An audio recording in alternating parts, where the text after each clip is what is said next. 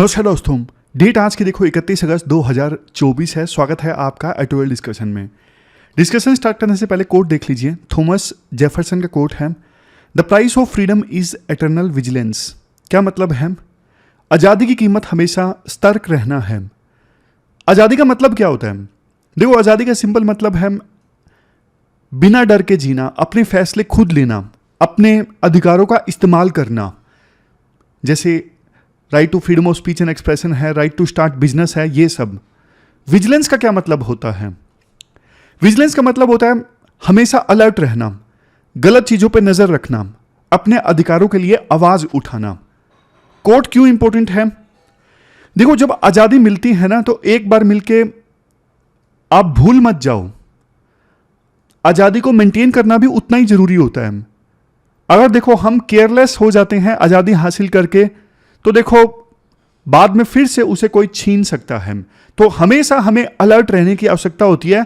कोई हमसे हमारे अधिकार छीन तो नहीं रहा है। अगर छीन रहा है, बेशक वो सरकारी क्यों ना हो, तो फिर देखो आवाज उठाओ। रियल लाइफ एग्जांपल्स आप देखिए। 1975 में इमरजेंसी लगी थी, तो लोगों ने प्रोटेस्ट किया था कि भाई हमसे आप हमारे अधिकार कैसे छीन सकते हो। जनता का गुस्सा बहुत ज्यादा था, तो प्रेशर में आके, दबाव में आके बाद में इमरजेंसी हटानी पड़ी। और इमरजेंसी हटने के बाद जब इलेक्शंस हुए, तो उस समय इंदिरा गांधी बुरी तरह से हारी थी। लोगों ने जवाब दिया था। वैसे कुछ लोग ये क्वेश्चन पूछ सकते हैं, सर विजिलेंट कैसे रहें? देखो, आप लोग तो विजिलेंट वैसे भी रहते ही हो, दिन रात न्यूज़पेपर के टच में आप रहते हो, आपको पता लगता है कि क्या चल रहा है देश में, क्या नहीं चल रहा है। लेकिन बहुत सारे लोग ऐसे हैं जिनको कोई लेना देना नहीं है देश में क्या चल रहा है, कुछ नहीं पता भी नहीं होता उनको। पार्लियामेंट क्या होती है, सरकार कैसे चुनी जाती है। और ऐसे लोगों की संख्या ऐसा नहीं कि बहुत कम है, ऐसे ही लोग ज्यादा हैं। आप जैसे लोग गिनती के हैं जिनको पता होता है चीजों के बारे में, अवेयर होते हैं जो। इसके अलावा देखो, विजिलेंट रहने का मतलब है वोट देना, गलत चीजें देखकर रिपोर्ट करना, अपने राइट्स के बारे में पता होना, ये सब मतलब है विजिलेंट होने का। आज देखो अलग अलग न्यूज़पेपर से ना 3 आर्टिकल्स हम डिस्कस करेंगे। सबसे पहले इंडियन एक्सप्रेस का आर्टिकल है, कैसे ड्रोन्स एग्रीकल्चर को रेवोल्यूशनाइज कर रहे हैं। दूसरे नंबर पे हम आर्टिकल डिस्कस करेंगे, आज इंडिया ने नई सबमरीन कमीशन की है INS अरिघाट। क्या मायने हैं इसके? न्यूक्लियर ट्राइड इंडिया का और मजबूत हो गया है, कैसे डेटरेंस में रोल प्ले करेगी ये सबमरीन, वो सब हम डिस्कस करेंगे। तीसरे नंबर पे आर्टिकल हम डिस्कस करेंगे पिंक सीट्स एयरलाइंस में। पिंक सीट्स मतलब वुमेन ओनली सीट्स, इसके क्या मायने हैं, क्या ये करना चाहिए नहीं करना चाहिए, डिटेल से डिस्कस करेंगे। डिस्कशन हम स्टार्ट करें उससे पहले देखो, हमारा जो नया इनिशिएटिव स्टार्ट हो रहा है ना, करंट अफेयर प्लस, इससे संबंधित एक क्वेश्चन मैंने टेलीग्राम और यूट्यूब पे पूछा था, क्या हमें पूरा वीक एक सब्जेक्ट कवर करना चाहिए? फॉर एग्जांपल एक हफ्ता पॉलिटी, एक हफ्ता फिर इकोनॉमी, या फिर डेली सब्जेक्ट चेंज करना चाहिए? तो ज़्यादातर लोगों ने देखो यही सजेशन दिया कि सर एक हफ्ता एक सब्जेक्ट हम लेके चलते हैं। और कुछ लोगों ने यह भी बोला कि सर इसे थोड़ा जल्दी स्टार्ट करते हैं, 9 सितंबर तक का इंतजार नहीं करते हैं। तो देखो इसे हम अब 4 सितंबर से स्टार्ट करेंगे। 4 सितंबर को ओरिएंटेशन होगा और 5 सितंबर से हम स्टार्ट कर देंगे। 4 सितंबर को ओरिएंटेशन, 5 सितंबर से डेली बेसिस पे इसे हम स्टार्ट कर देंगे। अब चलिए डिस्कशन स्टार्ट करते हैं। इसके बाद नेक्स्ट आर्टिकल, कैसे देखो पंजाब के खेतों में ड्रोन्स ने फर्टिलाइजर्स और पेस्टिसाइड्स की एप्लीकेशन को रेवोल्यूशनाइज कर दिया है, बहुत ज़्यादा आसान बना दिया है। आप ना सिलेबस में एक टॉपिक है E technology in the aid of farmers, इस टॉपिक से आर्टिकल को रिलेट कर सकते हो। देखो कुछ समय पहले ना सरकार ने एक स्कीम लॉन्च की थी। स्कीम का नाम था नमो ड्रोन दीदी स्कीम। नमो ड्रोन दीदी स्कीम, इस स्कीम में देखो ये डिसाइड हुआ था, सरकार ना 15,000 वुमेन ड्रोन पायलट्स तैयार करेगी। मतलब सेल्फ हेल्प ग्रुप से महिलाओं की पहचान की जाएगी और उन महिलाओं को ड्रोन चलाने के लिए ट्रेन किया जाएगा। अब देखो ये महिलाएं जो ड्रोन चलाने में ट्रेंड होंगी, अब ये रूरल एरियाज में ना फार्मर्स को ड्रोन की सर्विसेज प्रोवाइड करेंगी। जैसे देखो फार्मर्स को ना अपना फर्टिलाइजर स्प्रे करवाना है ड्रोन के थ्रू, तो वुमेन ड्रोन पायलट्स तैयार हैं, वो कुछ पैसे लेंगी और फार्मर्स को ड्रोन की सर्विसेज प्रोवाइड करेंगी। ड्रोन कौन प्रोवाइड करेगा? इंडियन फार्मर्स फर्टिलाइजर कोऑपरेटिव, ये ड्रोन अवेलेबल करवाएगा। तो ये स्कीम देखो काफी अच्छी है, क्योंकि एक तरफ इस स्कीम से वुमेन एम्पावरमेंट हो रहा है, क्योंकि महिलाएं मॉडर्न टेक्नोलॉजी का इस्तेमाल करना सीख रही हैं। दूसरी तरफ रूरल एरियाज में एम्प्लॉयमेंट जनरेट हो रहा है, क्योंकि ये जो ट्रेंड पायलट्स होंगी महिलाएं ड्रोन चलाने में ट्रेंड, अब इनको रोजगार मिलेगा, इनका इनकम का जो सोर्स है वो एक एक्स्ट्रा सोर्स उत्पन्न हो जाएगा। और तीसरे नंबर पे ड्रोन का इस्तेमाल करने से ना खेतों में पैदावार भी इंक्रीज होगी। तो हर तरफ से ये विन विन सिचुएशन है। अच्छी बात ये है, इंडियन फार्मर्स फर्टिलाइजर कोऑपरेटिव ने अगर 100 ड्रोन उपलब्ध करवाए हैं ना, उसमें से 93 तो ऑलरेडी ऑपरेशनल हैं। मतलब ऑलरेडी इन ड्रोन्स का इस्तेमाल स्टार्ट हो गया है पंजाब के खेतों में। इस आर्टिकल में फोकस देखो वुमेन पे नहीं है, इस आर्टिकल में फोकस ड्रोन के इस्तेमाल पे है।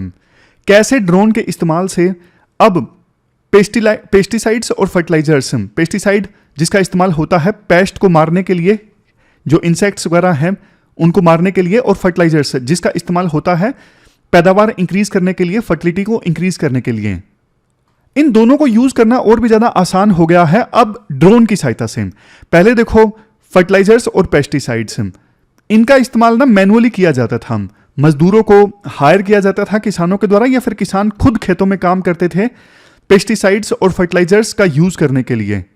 लेकिन देखो जब मैनुअली पेस्टिसाइड्स और फर्टिलाइजर्स दिया जाता था ना खेतों में, तो इससे बहुत सारे नुकसान होते थे, जिसको अभी हम आगे आर्टिकल में डिस्कस भी करेंगे।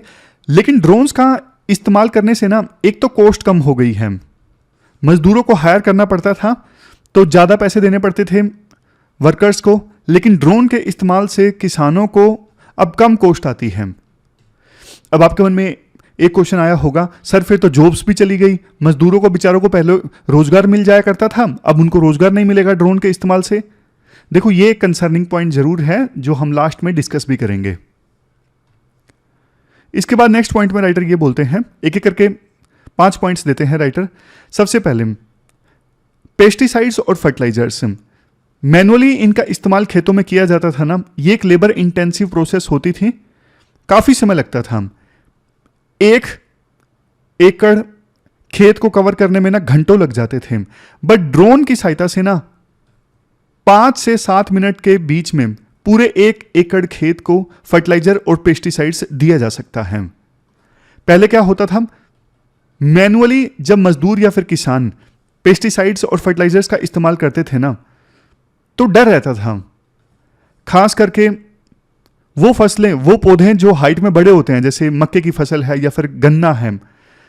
अब इन खेतों में जब पेस्टिसाइड्स और फर्टिलाइजर्स का इस्तेमाल मैनुअली करते थे ना मजदूर या किसान, तो डर होता था कि पेस्टिसाइड्स के संपर्क में वो खुद आ जाएंगे। और इसी वजह से देखो, आप देखोगे कि पंजाब में ना कैंसर संबंधी डिजीज, किडनी संबंधी डिजीज, इम्यूनोलॉजिकल डिसऑर्डर्स हैं। इम्यूनोलॉजिकल डिसऑर्डर्स वो डिसऑर्डर होते हैं जिसमें देखो हमारा जो डिफेंस सिस्टम है ना, इम्यून सिस्टम, वो या तो ओवर रिएक्ट करता है या फिर अंडर रिएक्ट करता है या फिर खुद ही बॉडी को अटैक कर देता है। तो ये सब डिसऑर्डर्स होते हैं इम्यूनोलॉजिकल डिसऑर्डर्स। और पार्किंसन डिजीज, जिसमें बॉडी का कोऑर्डिनेशन, मूवमेंट, वो सब काम करना धीरे धीरे बंद करता जाता है।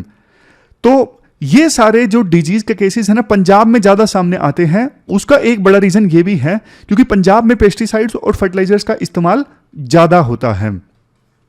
बट अब देखो ड्रोन्स का इस्तेमाल होगा तो फार्मर्स फर्टिलाइजर्स और पेस्टिसाइड्स के टच में आएंगे ही नहीं।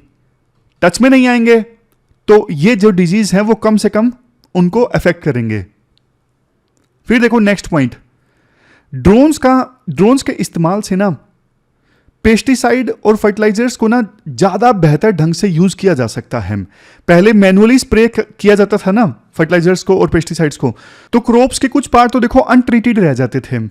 मतलब क्रॉप्स के कुछ पार्ट्स तक तो पेस्टिसाइड्स और फर्टिलाइजर्स पहुंच ही नहीं पाते थे। बट देखो अब ड्रोन्स के थ्रू जब स्प्रे होता है ना, तो फिर क्रॉप्स के सभी पार्ट्स तक पेस्टिसाइड्स और फर्टिलाइजर्स पहुंच पाते हैं यूनिफॉर्मली। कोई पार्ट छूटता नहीं है, इस वजह से पैदावार भी अच्छी होती है। फिर देखो एक पॉइंट ये बोला जाता है, कुछ जो नैनो फर्टिलाइजर्स है ना, जैसे नैनो यूरिया, नैनो डीएपी। अब देखो नैनो यूरिया, नैनो डीएपी ये वो फर्टिलाइजर्स हैं जिनका इस्तेमाल ना काफी कम क्वांटिटी में करना होता है, इन वेरी स्मॉल क्वांटिटीज। तो ना ड्रोन्स की सहायता से इनका इस्तेमाल और भी ज़्यादा बेहतर ढंग से हो सकता है। मैनुअली जब इन नैनो फर्टिलाइजर्स का इस्तेमाल किया जाता था ना, तो पता नहीं लगता था। क्रॉप के किसी पार्ट पे ज़्यादा इस्तेमाल कर लिया, किसी पार्ट पे कम इस्तेमाल कर लिया, लेकिन ये महंगा आता था, तो सोच समझ के यूनिफॉर्मली इनका इस्तेमाल जरूरी होता है। बट ड्रोन्स की सहायता से अब यूनिफॉर्मली क्रॉप के पूरे पार्ट पे थोड़ा थोड़ा इनका इस्तेमाल आसानी से किया जा सकता है। फिर इसके बाद देखो रेट बता के ये बताया जाता है कि नैनो यूरिया का इस्तेमाल सस्ता पड़ता है, जबकि यूरिया का एक कट्टा वो महंगा पड़ता है। तो आपको रेट वगैरह याद रखने की आवश्यकता नहीं है। इसके बाद तीसरा पॉइंट देखिए। तीसरा पॉइंट में राइटर ये बोलते हैं कि ड्रोन्स की सहायता से ना रियल टाइम इमेजेस भी फार्मर्स के द्वारा कैप्चर किए जा सकते हैं, और उन इमेजेस को देख के क्रॉप की हेल्थ का आसानी से जो फार्मर्स है पता लगा सकते हैं, और उसके बेसिस पे स्टेप्स भी ले सकते हैं। ड्रोन की सहायता से इमेजेस ले ली और इमेजेस देख के पता लगा लिया क्या कोई डिजीज वगैरह प्रभावित कर रहा है क्रॉप्स को या फिर नहीं कर रहा है। जैसे पिंक बोलवर्म है, ये पंजाब में कॉटन क्रॉप्स को काफी नुकसान पहुंचाता है। तो ना ऊपर से इमेजेस ली जाएंगी तो ज्यादा बेहतर ढंग से पता लगाया जा सकता है बीमारियों का भी। फिर नेक्स्ट पॉइंट है, ड्रोन्स देखो इन्वायरमेंटली भी बेनिफिशियल हैं, क्योंकि देखो जब ड्रोन्स के माध्यम से फर्टिलाइजर्स वगैरह दिए जाते हैं ना, तो 90% जो न्यूट्रिएंट्स होते हैं फॉर एग्जांपल नैनो फर्टिलाइजर्स में, वो एब्जॉर्ब कर लिए जाते हैं प्लांट्स के द्वारा। वेस्टेज कम से कम होता है। अदरवाइज सीधा मैनुअली जब स्प्रे किया जाता है फर्टिलाइजर्स का और पेस्टिसाइड्स का, बहुत सारे सोइल में रह जाते हैं, फिर वो पानी की सहायता से बह जाते हैं, नदी में तालाब में चले जाते हैं। समझ गए? मतलब पॉइंट देखो ये है, ट्रेडिशनल मेथड से फर्टिलाइजर्स और पेस्टिसाइड्स का इस्तेमाल किया जाता है ना, तो एब्जॉर्प्शन सिर्फ 60% का होता है, लेकिन ड्रोन्स की सहायता से अगर फर्टिलाइजर्स और पेस्टिसाइड्स दिए जाते हैं तो 90% वो एब्जॉर्ब हो जाते हैं, और इन्वायरमेंट में उनका वेस्टेज कम से कम होता है। इस वजह से सॉइल पोल्यूशन, वाटर पोल्यूशन ये कम से कम होता है। एक पॉइंट देखो यहां पे वाटर कंजर्वेशन का भी है। ट्रेडिशनल मेथड से जब पेस्टिसाइड्स और फर्टिलाइजर्स दिए जाते हैं ना, तो फिर उस समय देखो उनको बहुत ज़्यादा पानी की भी जरूरत पड़ती है, लेकिन ड्रोन्स की सहायता से जब पेस्टिसाइड और फर्टिलाइजर्स दिए जाते हैं तो पानी की आवश्यकता 90% तक कम पड़ती है, तो पानी का भी बहुत ज़्यादा कंजर्वेशन होगा। लेकिन लास्ट में बात आती है सबसे बड़े इशू की। सबसे बड़ा इशू देखो यही है, एलिमिनेशन ऑफ सेवरल जॉब्स। मतलब बहुत सारे मजदूरों को काम मिलता था जो अब नहीं मिल पाएगा। कुछ एक्स्ट्रा जॉब्स तो जनरेट होंगी, जैसे हमने बात की शुरुआत में नमो ड्रोन दीदी, लेकिन बहुत सारे मजदूर जो पहले मैनुअली काम करते थे ट्रेडिशनल मेथड से, अब उनको काम नहीं मिल पाएगा। क्योंकि ड्रोन का इस्तेमाल देखो सस्ता है, एफिशिएंट तो है ही, सस्ता भी है। 1 एकड़ खेत कवर करने में ना ड्रोन से कॉस्ट आती है 200 रुपये पर एकड़, लेकिन ट्रेडिशनल मेथड से कॉस्ट आती है लेबर कॉस्ट 300 रुपये पर एकड़। और ड्रोन्स को जो ऑपरेट करने वाले हैं उनको देखो ट्रेनिंग देने की आवश्यकता है, और ना सिर्फ ट्रेनिंग, उसके बाद देखो वो पूरे खेत में काम करेंगे, कवर करेंगे ड्रोन्स की सहायता से पूरे खेत को, तो उनकी भी एक प्रकार से मजदूरी तो है ही है, थोड़ी कम है, लेकिन ड्रोन चलाने में भी टाइम तो लगेगा ही ना। तो ये डिफरेंस है। ये पूरा आर्टिकल हमने डिस्कस किया किस प्रकार से ड्रोन्स और टेक्नोलॉजी अब फार्मर्स को एड प्रोवाइड कर रही है। तो सीधा सीधा क्वेश्चन भी यूपीएससी इस सिलसिले में पूछ सकती है। चलते हैं आगे। इसके बाद नेक्स्ट आर्टिकल देखो, इंडिया की second nuclear submarine INS Arighat के कमीशन होने से संबंधित है। अपना सिलेबस में जीएस पेपर 3 में जो सिक्योरिटी वाला टॉपिक है ना, वहां से इस आर्टिकल को रिलेट कर सकते हो। वैसे देखो 20 अप्रैल को ना सबमरीन से संबंधित ना हमने आर्टिकल काफ़ी ज़्यादा डिटेल में डिस्कस किया था, जिसमें फोकस था सबमरीन वारफेयर पे। तो अगर आप डिटेल से सबमरीन वारफेयर के बारे में जानना चाहते हो तो देखो वो वीडियो आप देख सकते हो। अभी इस आर्टिकल में हम फोकस करेंगे इस सेकंड न्यूक्लियर सबमरीन की सिग्निफिकेंस और ओवरऑल सिक्योरिटी पर्सपेक्टिव से इस आर्टिकल को हम देखेंगे। तो सबसे पहले कंटेक्स्ट की बात करते हैं। आईएनएस अरिघाट, इसे देखो अब इंडियन नेवी में कमीशन कर लिया गया है। कमीशन करने का मतलब होता है अब ये ऑपरेशनलाइज है, इसकी सर्विस को इंडियन नेवी ने यूज करना स्टार्ट कर दिया है। विशाखापट्टनम में आईएनएस अरिघाट को कमीशन किया गया। जब देखो आईएनएस अरिघाट को कमीशन किया गया ना, इस मौके पे हमारे डिफेंस मिनिस्टर राजनाथ सिंह ने यह बोला ये जो सबमरीन है ना, आईएनएस अरिघाट, ये इंडिया के न्यूक्लियर ट्रायड को और ज़्यादा मजबूत बनाएगी। न्यूक्लियर ट्रायड का क्या मतलब है? न्यूक्लियर ट्रायड का मतलब देखो ये है, तीनों प्लेटफॉर्म से न्यूक्लियर वेपन्स को लॉन्च करने की क्षमता। देखो इंडिया का जो डॉक्ट्रिन है ना, न्यूक्लियर डॉक्ट्रिन, हमने कुछ दिनों पहले आर्टिकल भी डिस्कस किया था, वो नो फर्स्ट यूज का है। मतलब इंडिया पहली बार में अपने न्यूक्लियर वेपन्स का इस्तेमाल नहीं करेगा, बट कोई देश अगर हमारे अगेंस्ट न्यूक्लियर वेपन का इस्तेमाल करता है या फिर कोई किसी और वेपन ऑफ मास डिस्ट्रक्शन का इस्तेमाल करता है, तो फिर इंडिया छोड़ेगा नहीं। यह है इंडिया का नो फर्स्ट यूज का डॉक्ट्रिन। बट देखो, मान लीजिए कोई देश पहली बार में हमारे ऊपर अटैक करता है, फर्स्ट स्ट्राइक करता है न्यूक्लियर वेपन्स का, और फर्स्ट स्ट्राइक में ही इंडिया के सारे जो न्यूक्लियर वेपन्स हैं वो डिस्ट्रॉय कर देता है, तो फिर तो देखो इंडिया के पास कुछ बचा ही नहीं। क्योंकि सामने वाले देश ने, फॉर एग्जांपल ने, चाइना ने पहली बार में अटैक कर दिया इंडिया के ऊपर और पहली बार स्ट्राइक करके इंडिया के सारे न्यूक्लियर वेपन्स को डिस्ट्रॉय कर दिया। तो इसीलिए देखो सभी देश सेकंड स्ट्राइक कैपेबिलिटी मेंटेन करके रखते हैं। मतलब हर देश ये इंश्योर करता है जिसके पास न्यूक्लियर वेपन्स हैं कि कुछ न्यूक्लियर वेपन्स वो छुपा के रखे, जिसके बारे में किसी को ना पता हो, और हर जगह से न्यूक्लियर वेपन्स को लॉन्च करने की क्षमता, हवा से, पानी से और जमीन से, सभी प्लेटफॉर्म से न्यूक्लियर वेपन्स को लॉन्च करने की जो कैपेबिलिटी है, इसे न्यूक्लियर ट्रायड बोलते हैं। अभी देखो ये क्षमता कुछ ही देशों के पास में है, जैसे यूएस के पास, रशिया के पास, चाइना के पास, फ्रांस के पास, बट इंडिया ने भी अब इस क्षमता को हासिल कर लिया है। देखो ऐसा नहीं है कि इंडिया ने जब आईएनएस अरिघाट को कमीशन किया तब इंडिया के पास में ये क्षमता आई।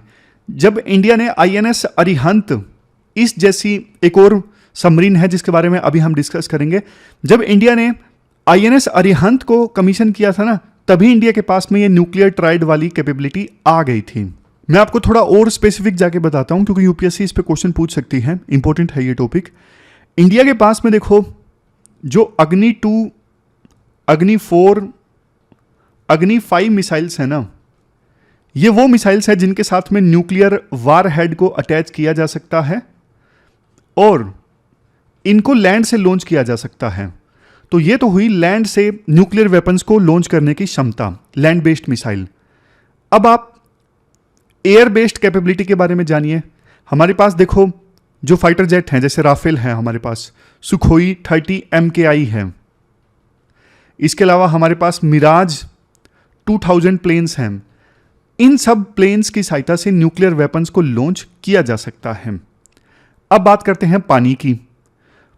सी बेस्ड न्यूक्लियर वेपन्स को लॉन्च करने की क्षमता हमारे पास देखो आईएनएस अरिहंत से है, जिसको 2016 में हमने कमीशन किया था, और आईएनएस अरिघाट, अब ये दूसरी न्यूक्लियर सबमरीन है हमारे देश में।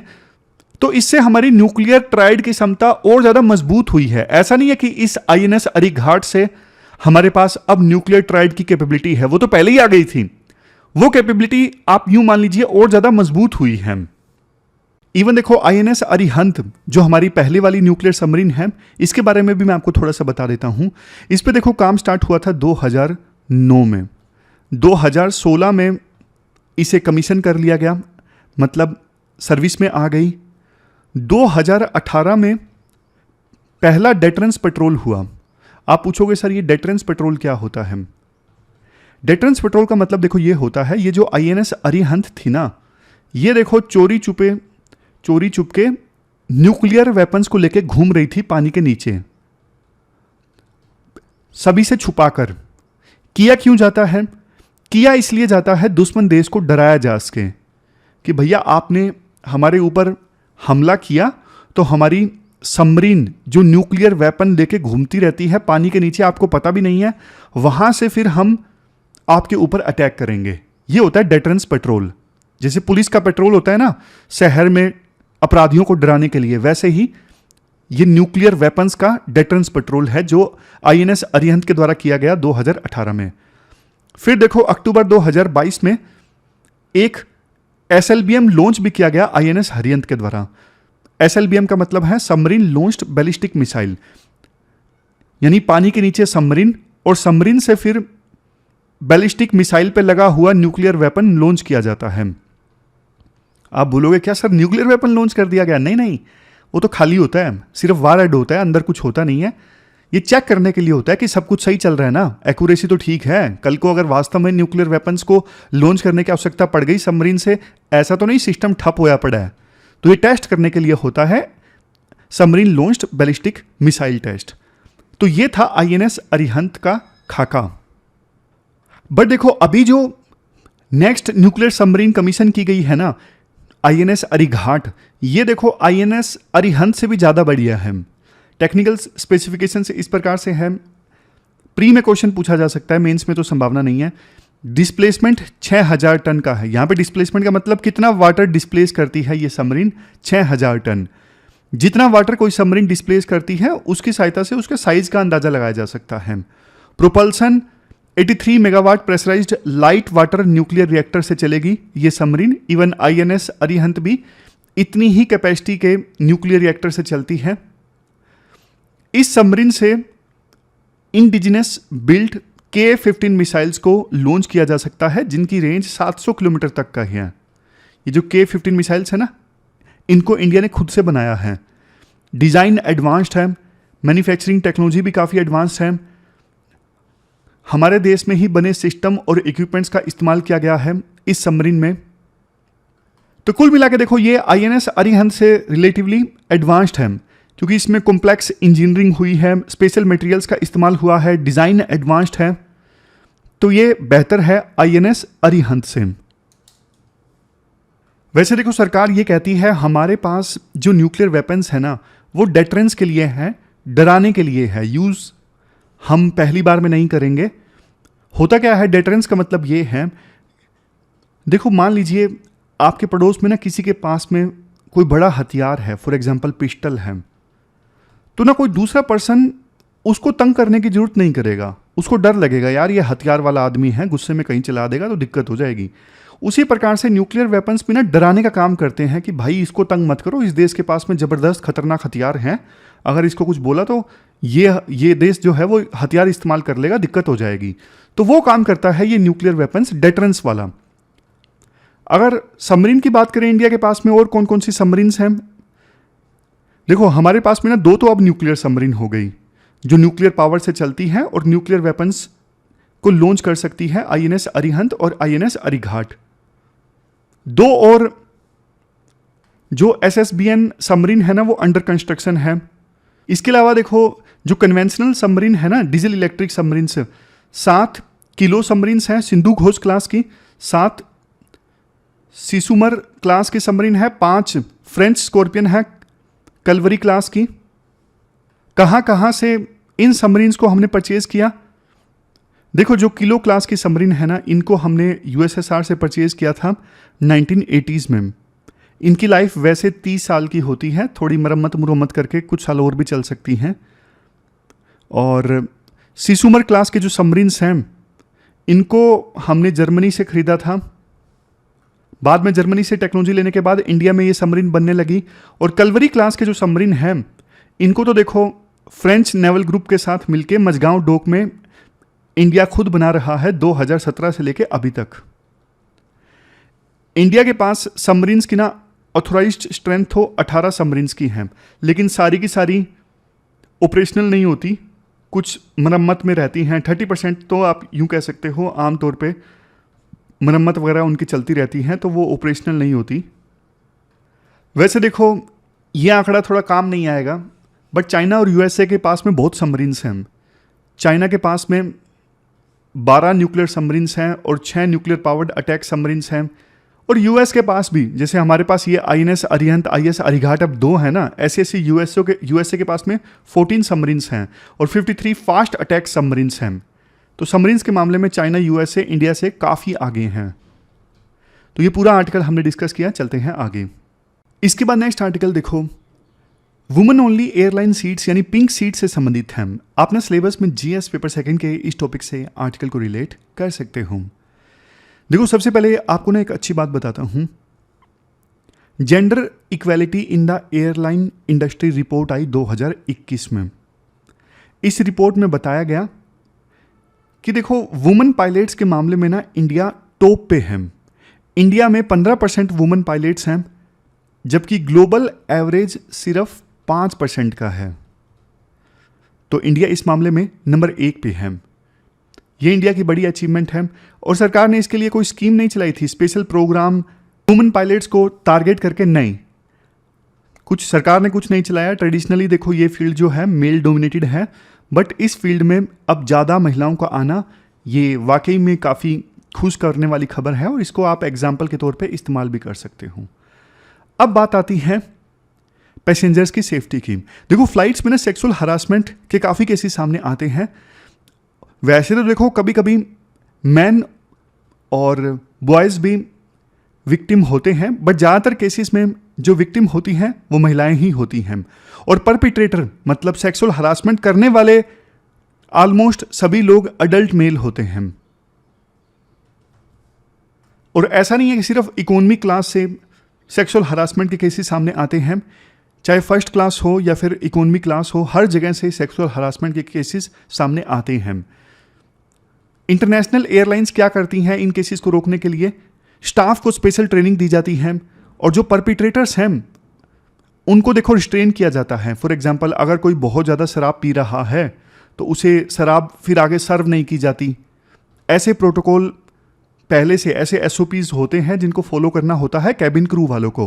और कई बार विक्टिम्स को दूसरी सीट दे दी जाती है। जो पीड़ित हैं उन्होंने शिकायत की तो फिर उनको दूसरी सीट दे दी जाती है। अब देखो इंडिगो ने क्या किया, इंडिगो हमारे देश की एयरलाइन है, ये कंसेप्ट लेके आ रहे हैं पिंक सीट्स का। मतलब आप जैसे ना अब फ्लाइट टिकट बुक करना चाहते हो दिल्ली से इलाहाबाद का, तो ना आप देख सकते हो कि कहां कहां पे ऑलरेडी महिलाएं बैठी हैं। जहां पे महिलाएं बैठी हैं वो सीट्स आपको ना पिंक कलर में नजर आएंगी। आप बोलोगे सर इससे तो नुकसान भी हो सकता है। कुछ खराब सोच के जो पुरुष हैं उनको तो पता लग जाएगा कि यहाँ पे महिलाएं बैठी हैं और फिर वो उनके नज़दीक जाके बैठ सकते हैं, उनके नज़दीक टिकट बुक कर सकते हैं। हाँ देखो ये रिस्क है। और दूसरा देखो अब महिलाएं अपनी सुरक्षा के लिए दूसरी महिलाओं के नज़दीक टिकट बुक करेंगी, लेकिन उनका कंफर्ट तो चला गया ना। अब कई बार हम ना कंफर्ट के हिसाब से टिकट बुक करते हैं कि मुझे यहाँ बैठना है, मुझे बीच वाली सीट चाहिए या फिर कोने वाली सीट चाहिए। बट अगर हम ये सोच के टिकट बुक करेंगे कि मुझे महिलाओं के साथ बैठना है, महिलाएं जब ये सोच के टिकट बुक करेंगी तो फिर देखो वो अपना कंफर्ट सेक्रीफाइस कर रही हैं।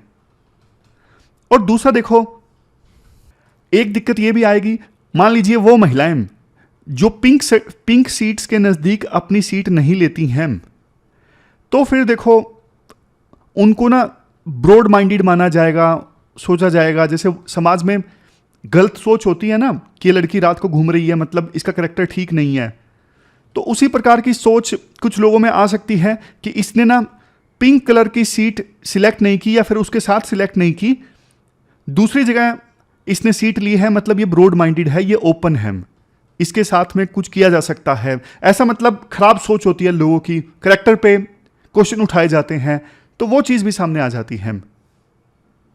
फिर देखो राइटर एक पॉइंट ये देती है, कई बार ना एक प्रॉब्लम है मैन स्प्रेडिंग की। मैन स्प्रेडिंग की जो प्रॉब्लम है ना, इसकी विक्टिम सिर्फ महिलाएं नहीं होती, कुछ मैन भी होते हैं।